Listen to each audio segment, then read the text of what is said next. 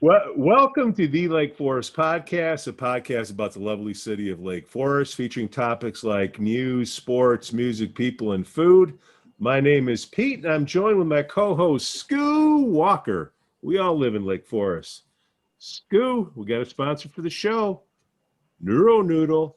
Hey, parents, get a doodle of your child's noodle, which is a brain map before the season start, so you have a baseline to compare it to in case something happens. Your kids get a physical every year, right? Well, get a brain map now at neuronoodle.com. It takes only 20 minutes to find out whether or not your kid should get back on the field and have peace of mind. Neuronoodle.com. Okay, now we got business out of the way. One of the things we like to do here at the Lake Forest Podcast is give some love to our local peeps. And today we're joined by John Lazzaretto, founder of Bandits Lacrosse in Lake Forest. Let's chat with John and find out what's going on at Bandits Lacrosse. John, thanks for coming on the show. Well, thank you, Pete, and thank you, Skoo, for having me on. Always willing and ready to talk about Bandits. It's become my labor of love. We are a not-for-profit here in the city of Lake Forest and Lake Bluff, and we've been doing this. We founded this 9 years ago. I had a partner at that time, Kevin Robinson, who helped, he and myself helped have this program take flight. And since then, Kevin's sunsetted into other endeavors. And I've taken the club over by myself. And, I can just tell you a little bit. Kevin and I were frustrated we had two young kids playing girls lacrosse. We had kids playing boys lacrosse and girls lacrosse. The boys program seemed to be running pretty well. There was an affiliate Lake Forest Lacrosse that did a really good job with the boys program. Then our girls came up. They were younger, and the city really wasn't offering much of anything besides moms and dads rolling balls out with sticks, and half of them quitting within the first year. So Kevin and I said, we can do better. And so we did. We pooled our resources, and we decided between his daughter, my daughter, and a goalie that we knew in Winnetka that, maybe we could put a team, not an official travel team together, but a rec type program with a travel flair, but not with all the expenses that come with the elite travel program. So we did that, and we decided, well, we'll have a little meeting. And I know we went to Bufos. We had 3 kids sign up. So it was my daughter, his daughter, and the goalie. And that was in 2014. A couple of weeks later, we rallied about 20 girls, and we started Bandits Lacrosse Club. And we played. These girls were anywhere from 5th grade, that was my daughter's age, up to 7th. And so they played the 5th grade team illegally with some 7th graders, and we played 7th grade teams with some illegal 5th graders. So we did whatever it took to get the program to take flight. We had one coach, Caroline Tessar, who I hope she was going to join us today because she's really a dynamic person. She helped. Without her, we wouldn't be able to have this program be what it is. She was a player at Loyola Academy. She played for Northwestern lacrosse. She was a 2-time national champion there, and she was looking for some work. So we put her to work, and she took what. And I was familiar with what was going on with travel lacrosse. So we had a coach that was better than what travel teams were getting, coaching our little, Bad News Bears Bandits club. So it was kind of cute. So Caroline helped us get this program going, and she's just been fantastic. The bad news there is she got married after year 1 and moved away. So we had one coach and we had 20 players, Pete. And now we have about 14 to 16 coaches, 140 players. We have kids from 1st grade to 8th grade. So the program really took flight. As we like to say, we kind of grew it organically. and just had a trust in the process. And that's what we tell parents now. So that one of our biggest challenges is managing parents' expectations. Because everybody thinks their kid's the next, the next superstar. Right. And they want it to happen in second grade. And as we know, these things take a long time, and we nurture it. And the Bandits are, I should say, we're about positivity. We're about teamwork. We're about team building. We're more about building good kids with good character than we are athletes. We kind of fool them and have them learning lacrosse, but we're also teaching life lessons that they can use the rest of their lives. And it's kind of taken hold, and it's been great. Skoo, how do you know John? When did you guys meet? Oh, John, I've known John for years. I wouldn't say, I don't know, you grew up here, but went to high school here and all that, but John's a little older. I met him indirectly playing softball at the rec, but then got further knowing a lot of his classmates and all that. So his wife's really good friends with my wife, and it's just been a good friendship for the years and all that. Got it.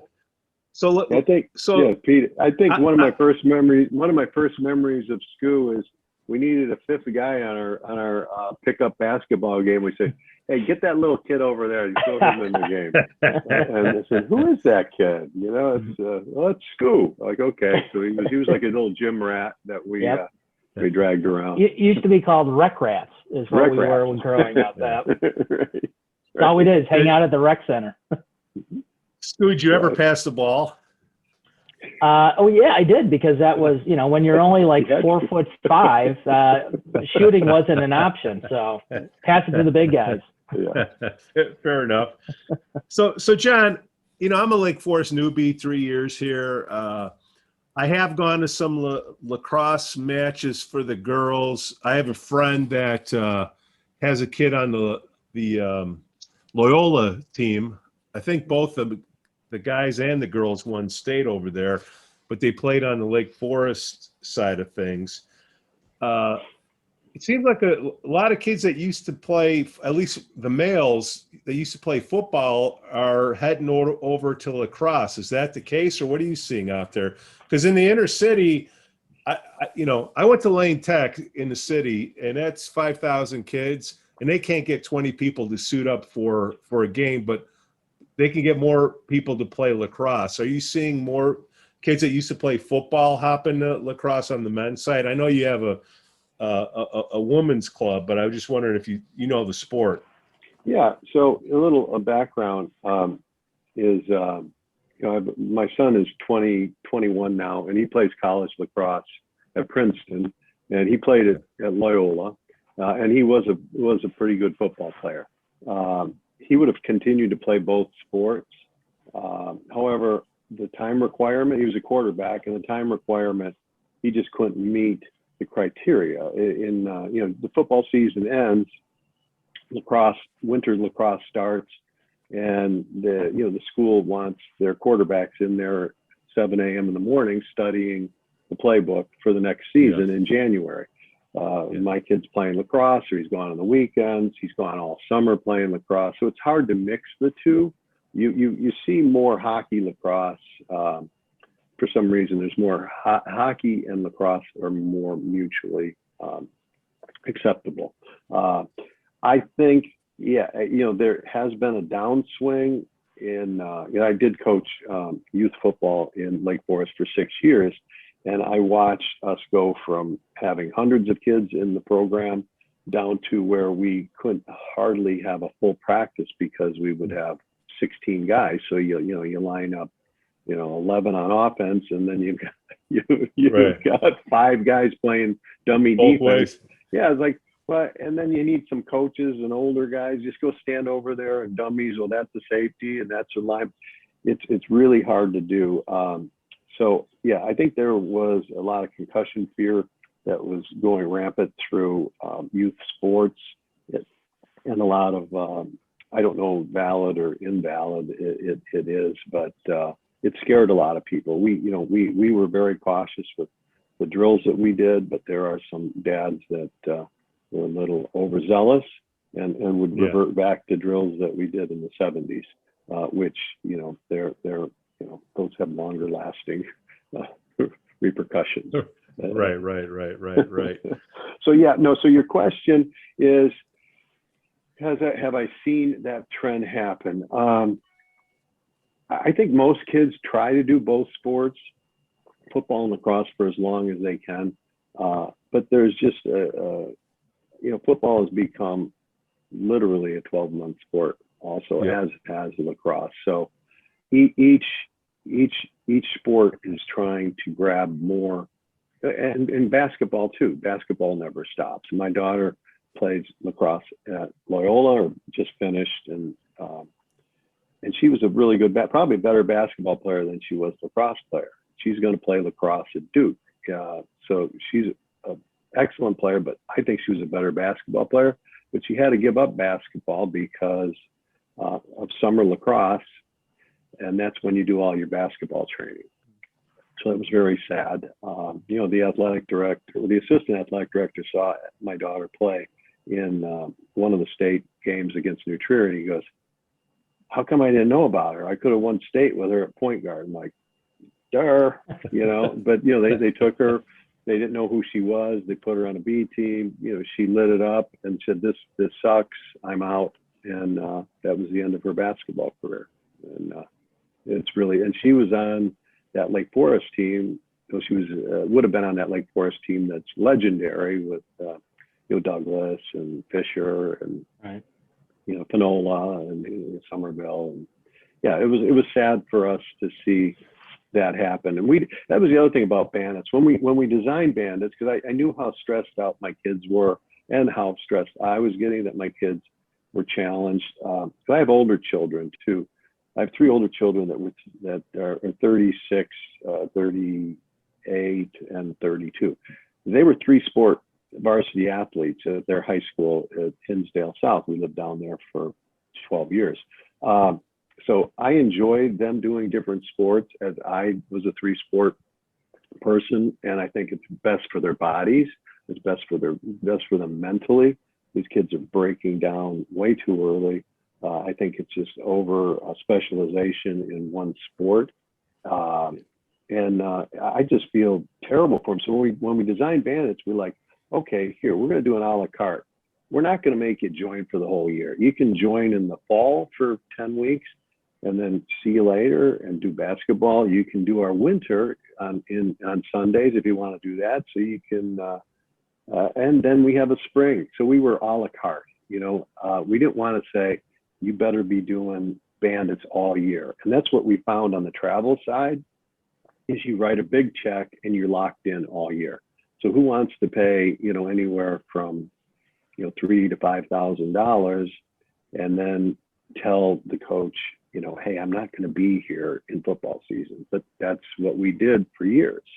And Luca would go play football. So we signed up for so many events and so many programs that he only showed up for, winter and spring and summer. So he'd kind of keep that fall portion for football separate up until his end of his sophomore year, and they needed more time. How are the budgets for lacrosse? Are they adding scholarships at the next level up to help some of these kids that need that are good athletes, might need help with tuition, going to a better school? If more people are playing lacrosse at the next level, I would think they would have more scholarships. Is that true? Well, I don't know if that's true or not. It has to be true, because I know just this week, Clemson added girls lacrosse, and I believe Xavier added girls lacrosse. So those are 2 great destinations. And with my daughter playing in the ACC next year, looks like as soon as we get this Clemson team up and going, we'll be going down to Clemson. So that's going to be fun. But with Skoo, lacrosse started on the East Coast, and the schools that do the best at it and the areas that do the best on it, the dirty little secret is are the wealthiest communities. It's the ones that are socioeconomically available, that they're able to afford not only the lacrosse, but to afford the training, the individualized training, the summer travel is. I don't know if I would have been able to have done this during my work career. I retired. I started Bandits the year after I retired, so I had time to do it. So we were hoping there'd be other teams like the Bandits formed from retired people like myself. It's starting to happen, but we're kind of meshed in with to make it all happen. Pete, Skoo, you need players first of all. You need refs. You need parents that support the program. You need a league to play in because you can't just keep showing up. Like our first couple of years, we would show up and we would play. Like Our Lady of Perpetual Health in Glenview had a team, and then we'd play Country Day School because they had a team, and then we'd circle back and hit the Queens of All Saints, and they had a team. Then we'd play them all again like 3 times, and the parents go, "We're playing the same teams, and they're all terrible. They're like gym class." So parents want to see Notre Dame play Ohio State, head on the Titans, and it wasn't happening, and so we had to form a league.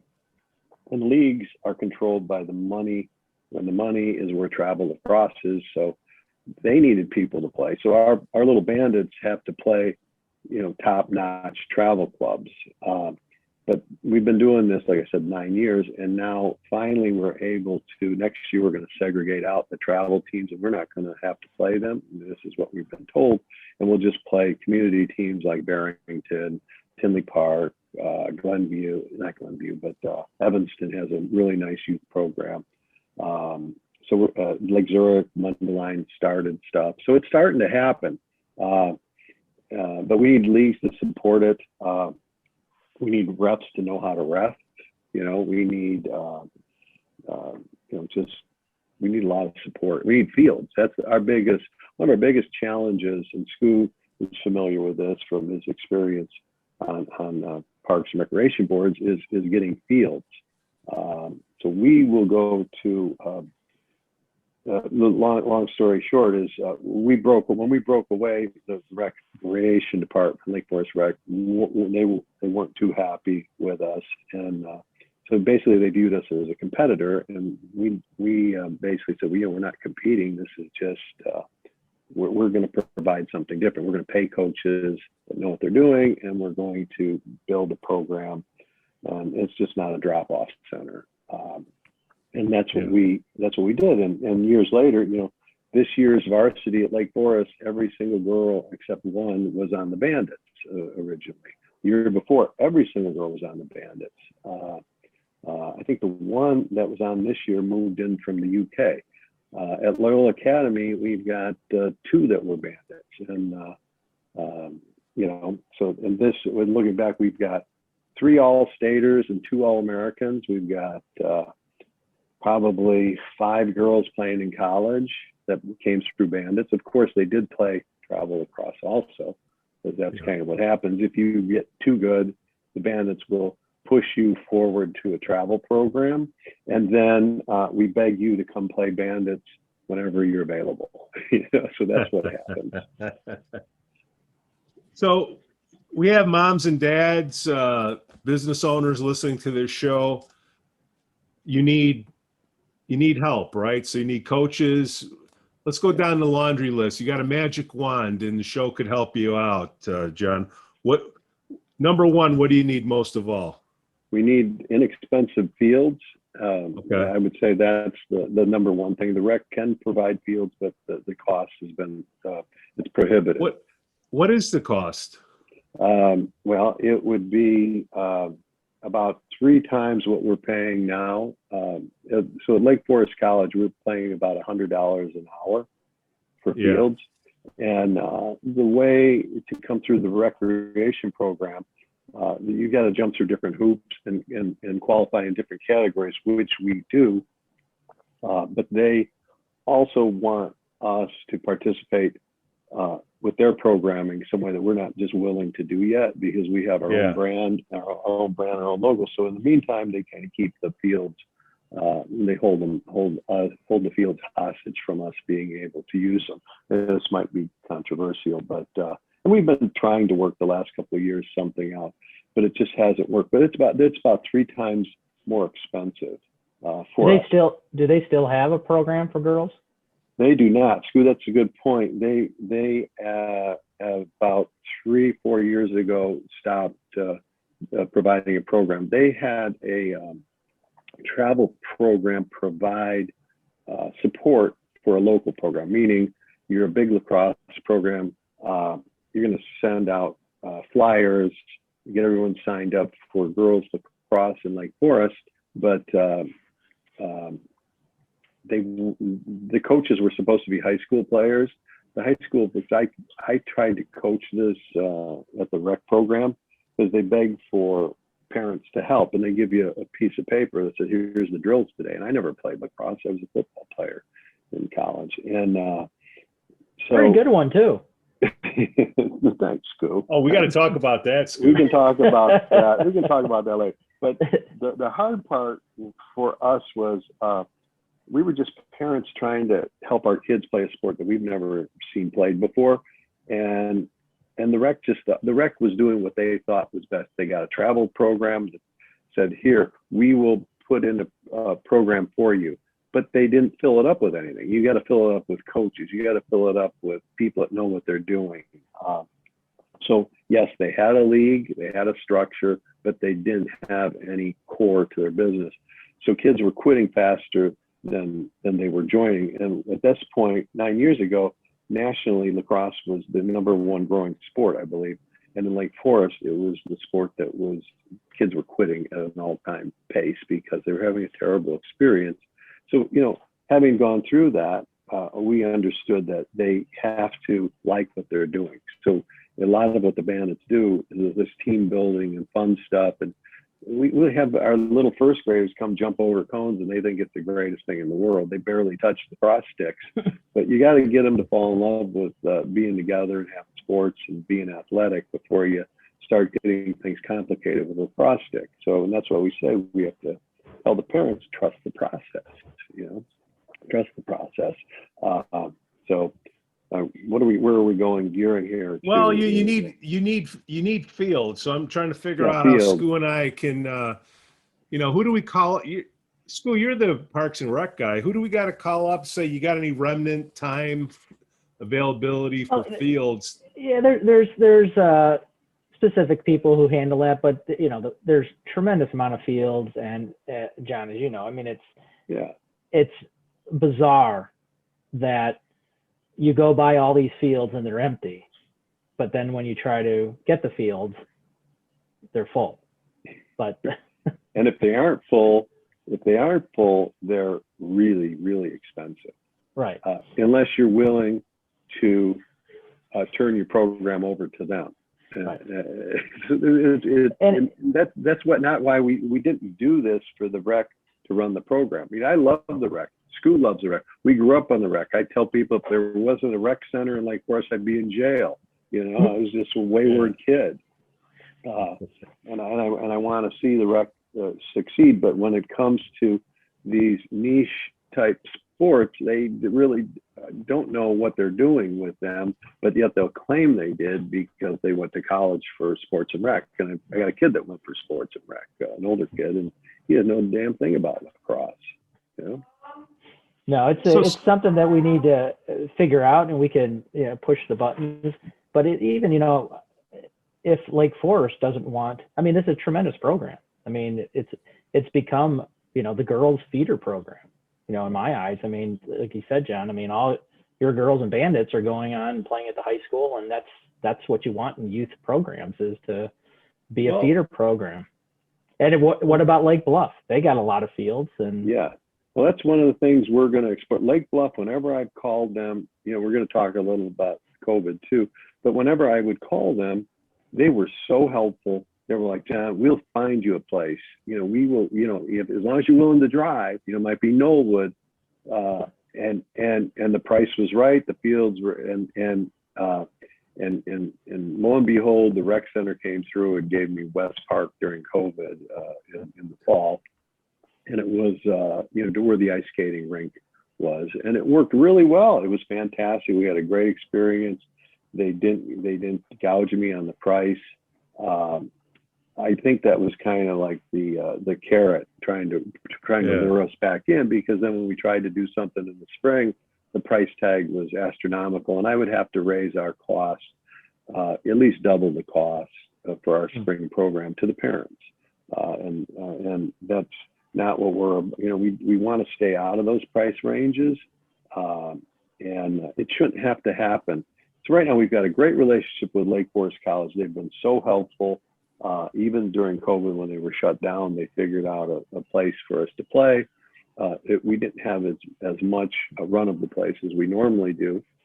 But Lake Forest College just began a Division III lacrosse program for girls, and I believe for boys. And so they will be playing lacrosse over at Lake Forest College. So we, of course, as my magic wand is, if how else you can help us is if anybody has played lacrosse that would like to coach, in the afternoons, a couple of days a week, some Saturdays. That's our other thing. I recruit most of my coaches through Lake Forest hockey. Most hockey kids played lacrosse. They're East Coast kids, so they've got some lacrosse in their future. They're collegiate athletes, so they know the discipline. So I've had my tentacles into Lake Forest College for years and into their hockey program. And now I've got their head coach has worked for us in the spring, and she's going to start funneling some of her players over to us to help coach, commingling them with the hockey girls that played lacrosse in high school. So we have Caroline Tessar, who's our superstar coach, back from a 5-year stint in Missouri. So she's back helping us, and so we're rolling. So my biggest, I need fields, I need coaches, but my biggest job now is quality control, because we've gotten so big. We've really boomed through COVID, which is kind of odd to say, but we took the position that we believe that kids needed to be out doing things, healthy things, being around each other. So we opened up as soon as we could get a field, which was mid-August of last year, we sold our program, we sold it out. We don't like to ever say we're sold out. So we always wedge kids in if we can, because we are the rec program, basically. Yeah. But it is getting to the point where we're busting at the seams for space, for time. And we've got, we're in good shape right now for coaches, because I grabbed some freshmen, but I'm graduating 4 coaches. So what the sad part is, college girls go on and start real careers and real lives, and then they go bye. They go bye. And so I try to replace them with new coaches. Never had a mother of a player coach until this year, and we had a young lady who was a JV coach over at Lake Forest High School, who said, she's got a 4th grade daughter and would love to help. And I was, kind of cautious about that, because sometimes it's a slippery slope to coach your kid. You could either be too hard on your kid, or you can be too sweet on your kid, and neither one is Skoo smiling, because we know some fathers that probably prefer to be too sweet with their kids, but not really. But we all want what's best for our kid. But it's hard. It's really hard to coach your child. But we brought this lady on, and she did one heck of a job, and she will, hopefully be with us into the future as her child, ages up. So. Well, John, what's your process getting kids? I know you're busting at the seams. Is it just word of mouth now, or? It has been word of mouth. I usually go through the roles of District 67, and I'll do normally I would do a mass email. When in the old days I would do flyers, just put them at St. Mary's. I would do flyers, stick them up around town, the bank, the Einstein Bagels, Kittles, the local places.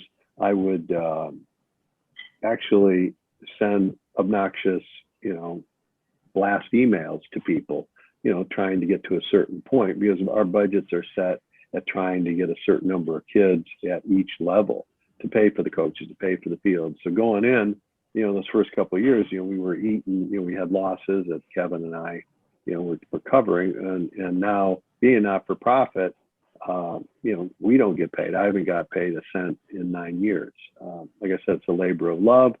I think our kids need it. And like I was speaking about COVID, we opened up, and I think we became everyone's little sports heroes at that point for the moms and dads, because we had a program that was actually attempting to play lacrosse. We couldn't compete, but we had practice. And the kids, it was kind of funny, we had a check-in process. If you're sick, you can't come. We had we called her nurse, it was my wife, Nurse Amy, Miss Amy, check in, take their temperatures, check them in. They wore masks until they got on the sidelines. As soon as they were on the field, they lost those masks. We went out and had a ball for an hour and a half. We did this for 10, 11 weeks in the fall. People were begging us for small group lessons into November. They just wanted to continue the program. We did not have our normal gym space that we got in December, January. So we had to shut down until spring. And when spring opened up, we were just flooded with people. Again, now this time, we still went through the COVID protocols, but the kids had to play with masks, which just was terrible. And then we did have competition, so we did have games. One of your questions, what's come good of the COVID, or did we learn anything through that? And I thought about that, and I laughed, and my first response is like, nothing good came from it.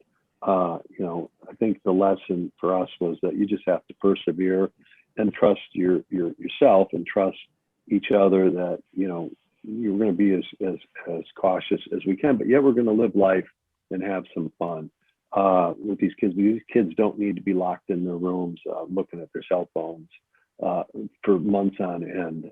So if the Bandits were anything, it provided an outlet for these kids.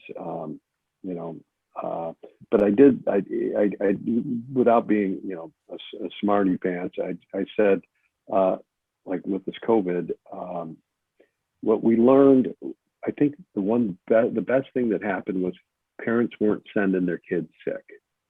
So if I could change anything, it was to really adhere to those. Don't send your kids sick. I mean, no one was getting COVID. Nobody caught COVID. But we do get flus. We do get, the snotty kids showing up. I've had kids showing up years before with coughs, and the next week everyone's sick. But during COVID, they would not send their kids sick. So that was, we all stayed. We didn't have flus. We didn't have anything. Yeah. It was great. Hey, John, you mentioned your nonprofit. Do you guys take donations? Yeah, to run, or how do you? Yeah, we're able to.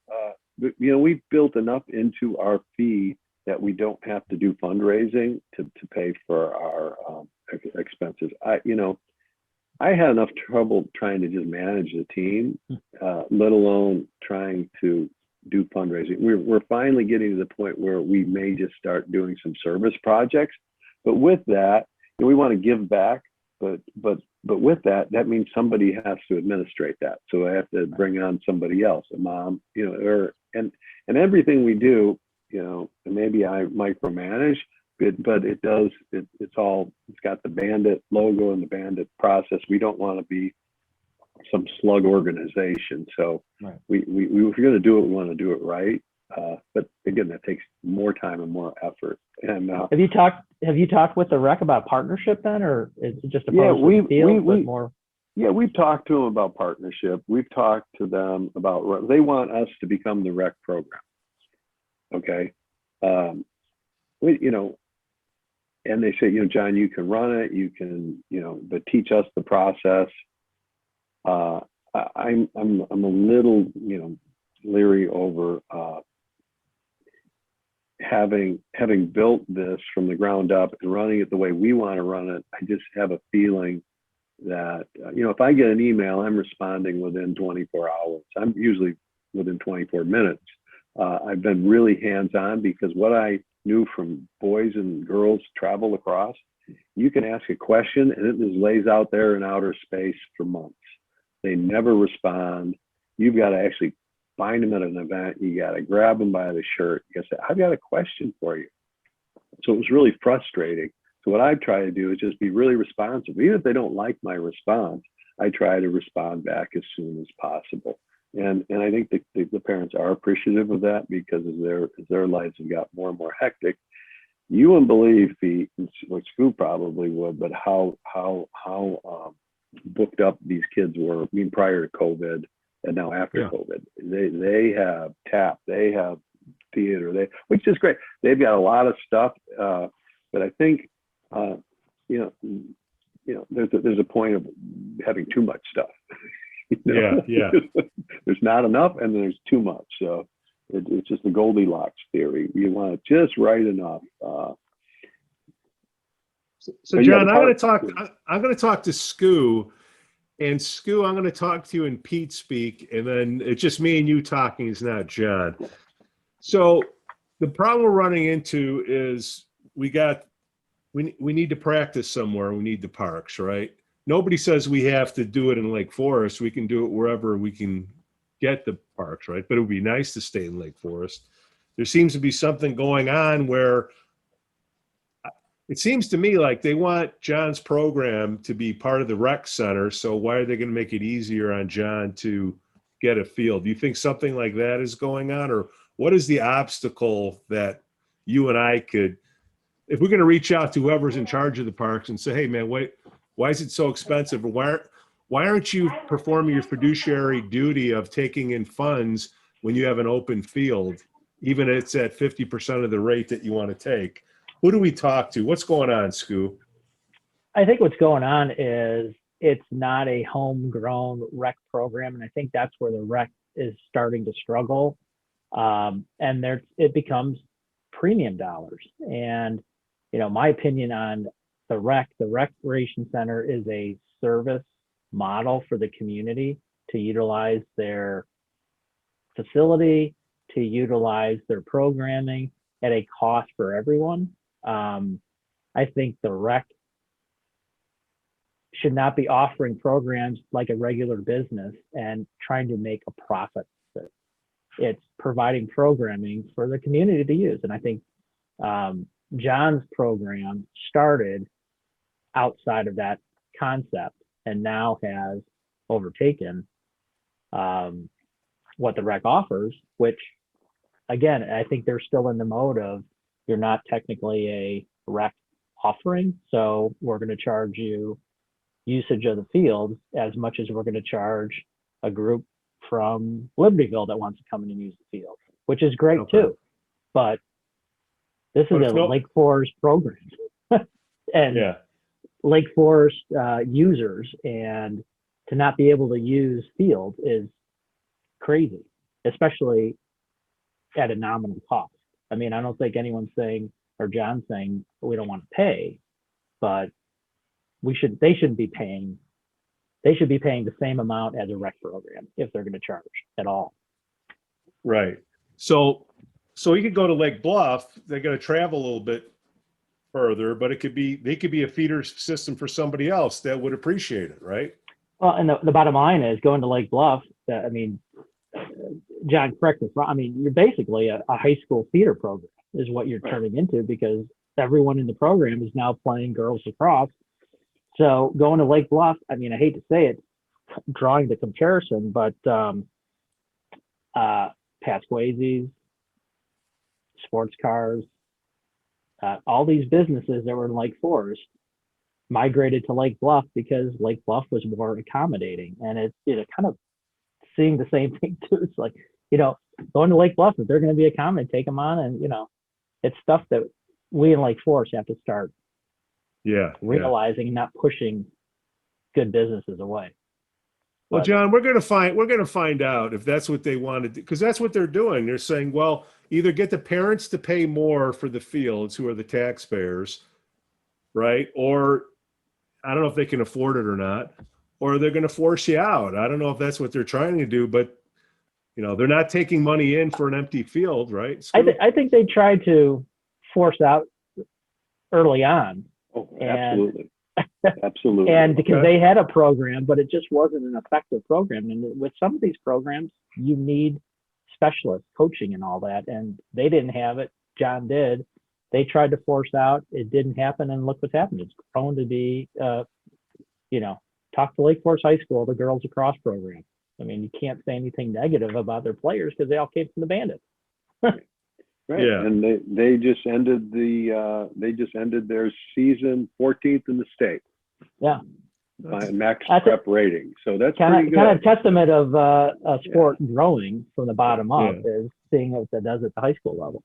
Well, we got to get into this school a little bit. We'll reach out to them and see what's going on, John. We'll get the other side and then see what we can do here, right? Hey, John, I heard you're a pretty tough ball player. Is that true? I don't know about that.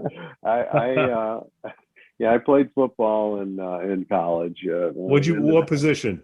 I was a running back, and I also was a defensive back. So, but back in those days, it was just ending playing both ways. So I didn't play both ways, but one year I was a running back, the next year I was a safety, and so I think my final 2 years. So I played at University of Georgia for 2 years, and came out of Lake Forest High School and signed a full ride to University of Georgia in 1973. Played for Coach Dooley. Had the time of my life. Got hurt going into my sophomore year. Redshirted and transferred to U of I in Champaign. Wanted to get closer to home, and ended up playing football for Bob Blackman there for 2 years, and had a good time there. Got my business degree and came back home. Now, what about Lake Forest? You play at Lake Yeah, Forest? because High he's School? kind of modest. Yeah. Oh, we'll drag it out of him. You watch. Yeah. Did I he told play you, for the John, where Scouts? he did play for the Scouts. I Any remember good used to at- watching any him good? as a little kid. Well, let's put it this way. What are you, 6'2", 220, 230? No, eventually I was, but in high school. How'd you like to get hit by that yeah. guy? I was 6'2", 6'2" and a half. My senior year, I was about 190, 195. But the thing that And that Pete, I had- Pete, you know the Marvel thing, the Flash. Yeah. yeah, Pass. when I left Pass the high like- school, I had 3 individual sophomore track records, a couple of varsity relay records. I still have a 400 record that still stands after 50 years. So yeah, I had the height, the weight, and the speed that and I was the county 100-yard dash champion. I went downstate in the 200, made to the state semis in the 200. So I was fast. When I got to Georgia, I was the 3rd fastest guy on the team, and then I was weighing about 210, 211 ish, right around there. And the only kid that could beat me was the state champ from 100-meter champ. He was world-class speed from South Carolina, and then one of the finalists in Georgia in the 100-meter. So that was easy for me. So when I go to the football field, are you one of those guys up on that? Remember, I'm only here 3 years, but Yeah. they got somebody from each sport up on that wall there. Oh, Did they ever put you up there? No, that Pete is they do that each year. That wall's been there for only a few years, but that's Oh, each year that's the previous class. But if you've been in the high school at East Campus and the gymnasium and see I have. where you got to go in there because that's where all the past. It's called a Wall of Fame. Basically, all the past, oh. all state teams, individuals, all that good stuff. They're on there forever, basically inducted on that thing. And so John's got his own wall, is what you're saying? Well, let's just say this. There's, correct me if I'm wrong, John, the Champaign Gazette is the publication to list out the first team all-state football players, and it has been for 40 plus years, more. Oh God, no! It was back into the 30s. So 30, yeah. It's probably only probably 80 years, some 80, 90 years. And Lake Forest has had, Pete, in their history, have had on that first team periodical has had 4 players with one person just recently, Riley Mills, a couple of years ago, on that first team. And all 4 of those first team all-state football players are on the Wall of Fame at the high school, except one. Do you know who that person is, Pete? Who? Not our guy here. It is. With all his records in track and football, he has still not been put on that Wall of Fame. John, who did you crazy. piss off? Who did you piss off, John? That's what Skoo and I were laughing about the other day. It's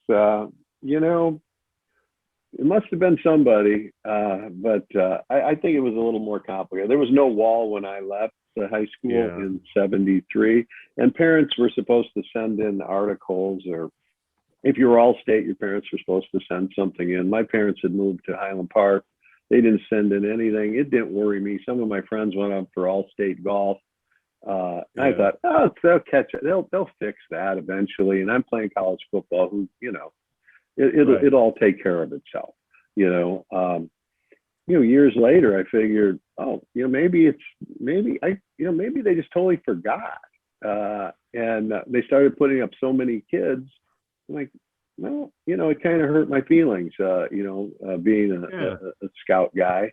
And, but, I am a team player, and I like to say, I couldn't have got those yards and those touchdowns without my teammates. Well, we had a pretty damn good team too. We only lost one game in the last 1 minute. So we were like 7-1. We only played 8 football games back then. There was no state championships. I guess that we lost in the final minutes on a controversial player. Our whole team would be up on the wall at 8-0. It was. We were the first team to run the wishbone, and I had the privilege of being the wishbone feature back, and had fun. I was out of most games by halftime, so we didn't run up scores. We didn't run up statistics. Our coach was the kind of guy. And he, maybe it was Coach Barry's doing. He was a strange man. He was a great coach, good man, science teacher. But he didn't like to tell people how good his players were. So when the newspapers would come around asking, "What do you have this year?" he'd lie. So we would run the 40-yard dash, which in football, that's the barometer for your speed, the gauge. And what he would do is he would have us run the 40-yard dash behind the football field, not on the nice football field. He would have us run it on the practice field in full equipment. And I believe, I'm getting older now, but I believe with our football helmet on. So he would post times. So when I got recruited up, pretty much everywhere, not everywhere, but most everywhere in the country, but not all schools. But I did that with people believing I ran a 4.840. My time in the 40 was 4.55. I got down to Georgia, I ran a 4.55. They ran and got Coach Dooley and had him come down and says, "Can you do that again? Can you do that again, son?" I'm like, "Sure." And they didn't teach you how to run 40. You just put your fingers in the dirt and you run. Now you train for months to run a 40. So I ran a 4.55, and it was, like I said, the third fastest on the team. But Coach Barry had everyone believing I ran a 4.8, and so he wouldn't send film out to anybody. He would not send film. He thought people were spying on him. So our game film, he would hoard our game film, and that's all you had to send. Right. So a college coach, either had to come to your game or watch your game film, and it wasn't on Huddle. It was the old reel. It was an old canister, and you'd have to beg him, "Coach, can I send it to Georgia?" And he said, "Well, I guess that's okay, John." But he always thought, he always wanted, he wanted control of those things. And I don't think he wanted to honor any one individual. I remember going to the All-State banquet. We rode down in the car together with Coach Barry, and he did tell me, he said, this is, an honor because I've never had an All-Stater. And it really made me feel good at the time because he had some great football players that I, like when Skoo watched me, I watched people above me, the Tommy Sorensens, the Pete Bissonis, the Greg Dubonnet, who played in pro football. He's not on the wall. Greg Dubonnet is not on the wall. It's a travesty. I guess he wasn't a great football player in high school, and he didn't get the All-State accolade that I was fortunate enough to get, but he played freaking pro football. He played college football at Yale, and he played a couple of years in the pros, but he wasn't All-State. So my point being, George did not like to celebrate individual. Coach Barry did not like to celebrate individual achievements, and if he did, he would have certainly submitted my name. So he retires, and so I'm out of the picture by then, and none of the other guys had coached me. So I didn't have a sponsor for the wall. So that's what you needed at that point, right? Schools, you needed a sponsor. Oh, yeah. Your coach had to sponsor you. I think the only coach that I've ever had, it's just the certain rules that they have. It's like, well, you don't have anybody that's nominated you. Like, well, you're putting. Well, hey, wait a minute. Hold on, John. You got Coach Skoo and you got Coach Pete. Coach Skoo, what do we got to do here? Well, I've been on this push for a while, and if Pete, you got to walk through the sports center there, because it is pretty spectacular when you see some of these kids, and all rightfully deserving and honored and all that. Yeah. But typically, it is a nominating process, but if you hit a certain level, like a state champ or All-State in anything, not really nominations have to happen, and it's like almost automatic. And I push this. You're missing out one person. It's all one person, and rightfully so. And but for some reason, right now, we'll start the petition right now. If you look at some of the people, though, it's they list the picture and their accolades throughout high school and all that. And I tell you, I got to see John's accolades, and wow, comparison-wise. So, Skoo, you're the voice of the Lake Forest Scouts. Who would know more than you? I know. You've been trying to push it, trying to get to that committee. I know they've been talking about a veterans committee and all that. What's the committee? It's a nominating committee for the Wall of Fame. Wow. So who do we bring on? I'll get we'll have them. Okay. Let's just, let's hear the other side. What did John do? What? Did too much. Did you date somebody you shouldn't have dated, John? Well, back in those days, it was pre-internet and it was pre-cell phone. Yeah. Thank God. Like I told Skoo, we liked to have a lot of fun back in those days. And we were kids being kids, but if it were anybody else, that's why I would say, I used to angst over it years ago, and I've just given it up because, I know what I did, and I feel good about that. All my kids are, my two youngest kids went to Loyola Academy.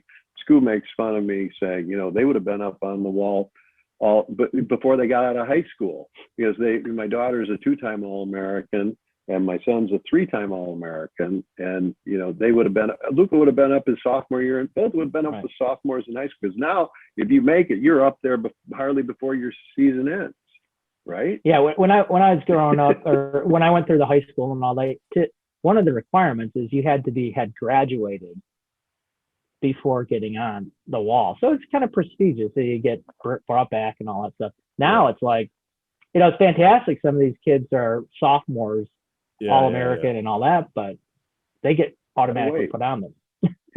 You gotta wait. You gotta wait. Yeah, you got to wait. But all right, John, that's number 3 on the list. Number 1, we got to get you some fields. 2, we need some coaches. 3, we got to get your props. We got to get your props. We'll start posting his accolades on the website. Yeah. Oh gosh. Dang straight. Oh God. Well, John, That's funny, do we miss anything? We're getting to the end here. No, Anything else no. we can help with? No, maybe not that you can help with. I just want to thank you guys for having me on. I wanted to make sure to let you know that what the Bandits are doing. We're not trying to create any problem. We want to make life better for kids. And it's like I joked. I said, without sports, I'd probably been in jail. Right. And I loved it, and I think these kids need it more than we even needed it. Yeah. So that's what we're all about. Well, you've done, I've told you this, John, you've done with the Bandits something that, I don't think you were planning on this being this big, but I mean, it's phenomenal for the girls, and they didn't have something, now have something, and look at where all these girls are going now in college and high school and all that. Yeah, I got to mention really quick. I had a mom can't leave. Yeah, I had a mom send me a text this week congratulating my daughter for her team having won the state championship in Loyola, and I asked her how her daughter doing. Her daughter's at West Point. She was a Bandit. She's playing lacrosse at West Point. She's entering her 2nd year, and they sent me a picture of her in a helicopter, full camo, machine gun, like the whole outfit. She's getting ready to do her air assault. Like, that made me so proud. That's a Bandit right there, Wow. Oh, that's sweet. Yeah, that was Daphne Carahalios. So just a sweet kid, a great family, and so proud of her. And she's giving back. Yep. Well, great coach, great dad, great football player. And we got to help him out, Skoo. We got to get to the bottom of all this. We will. We're not trying to cause waves. It's just like we want John to stay in town. We don't want him to go out of town, right? So, Absolutely. So just saying. Okay. Well, thanks for listening. Thanks for listening to the Lake Forest Podcast. Please give us 5 stars on Apple Podcasts and smash that like button on Facebook, Instagram, and follow us on Twitter. Let us know what you'd like to hear about on the upcoming shows. Again, I'm Pete. Can be reached at lakeforestpodcast.com. The link will be in the podcast notes below. On behalf of my co-host, Skoo Walker, we thank you for listening. Cue the Lake Forest Scout Band.